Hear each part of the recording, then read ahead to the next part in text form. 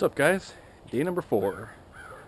So we've got front 2 coils on, back driver side coil on. Today we're going to get the back passenger side coil on, and then the coilovers are done. I'm also going to try and get the ride height set today. If you look, it is sitting very low. Far lower than I intended it to sit. The front's already raised up about an inch, so I can jack that up at least another 1.5 inches. The back I can jack up about an inch as well. I think I'm just going to cut the front sway bar off.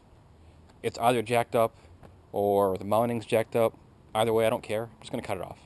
There's a lot of drifters that drift without sway bars these days, and frankly, I'm not good enough to where I'd even notice the difference. So it doesn't matter.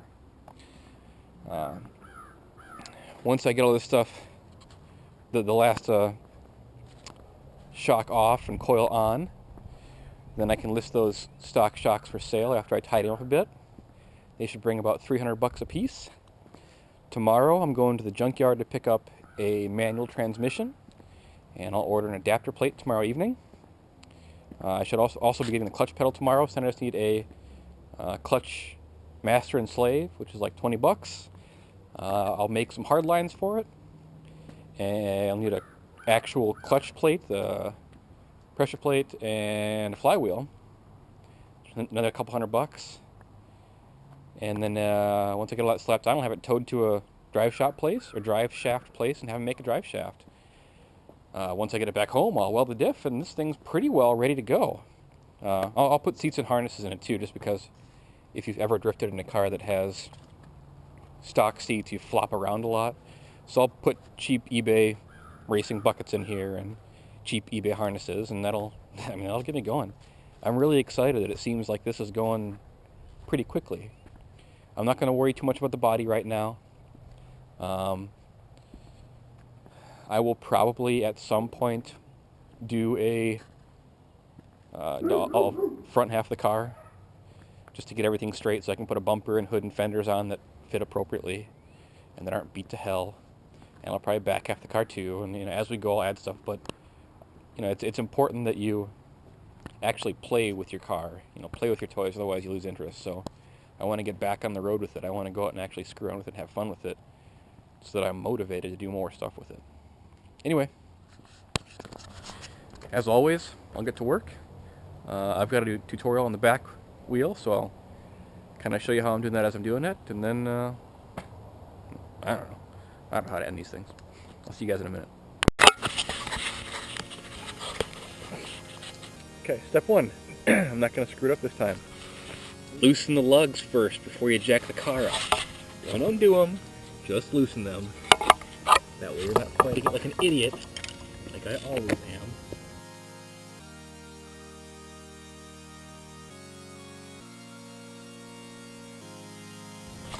Now step 2, jack the car up and put it on jack stands.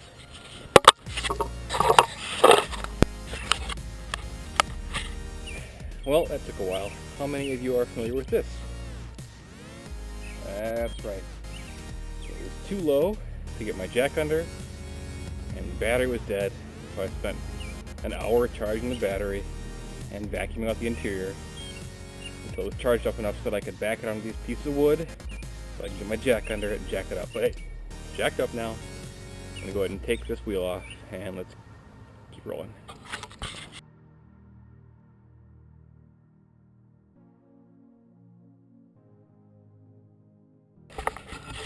While we wait for that, I got fuel blast over this.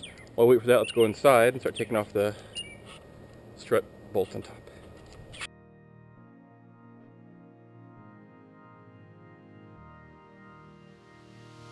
This clip is just a pain in the butt to get off, so there's no good place to press down. I think it's supposed to press down right here, but it's 20 years old, so the only way I got it off last time was to get a really pointy screwdriver and wedge it under the side here, being careful not to crack it, and then just wiggle it off. There we go. Got it off, still in one piece. Now, this guy, just like the other side, 2 8mm nuts.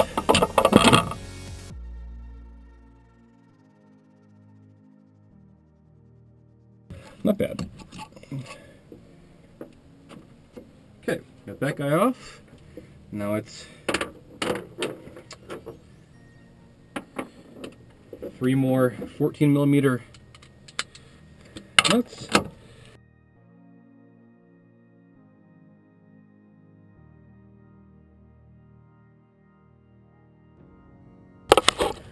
Just like on the other side, there's a tiny rubber grommet here. Well, not so tiny.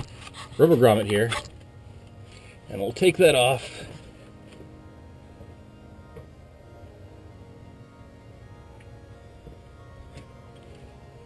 There we go. Just pull that back once I can get the pliers on it. There. And then just like the front and the other side, there we go. You see the little hex fitting there? We're just going to unscrew that slowly until we start hearing the air come out. Usually it's not on very tight. And of course, this is going to make me look like an idiot.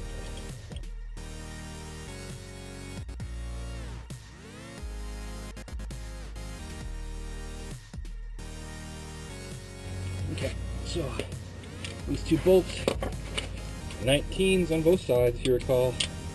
So I'll get this guy here ready to go. Nope, not a 19. It's 21. Where's my 19?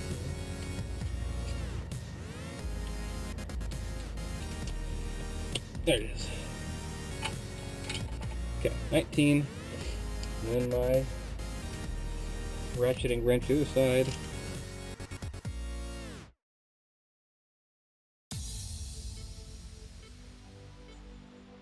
So, I will enlarge 2 of the holes just a bit.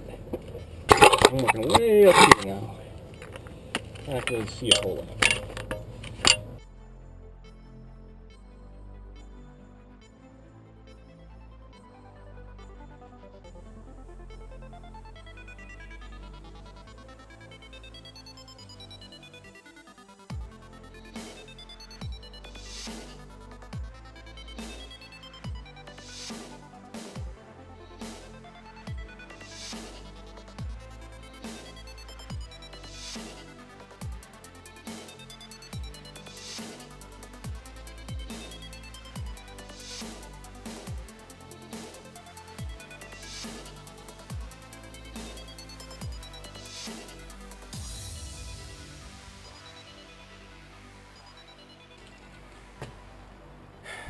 Alright, so I fought with that other coil for a while. I finally got it on. The guesstimation for the ride height I think is pretty good.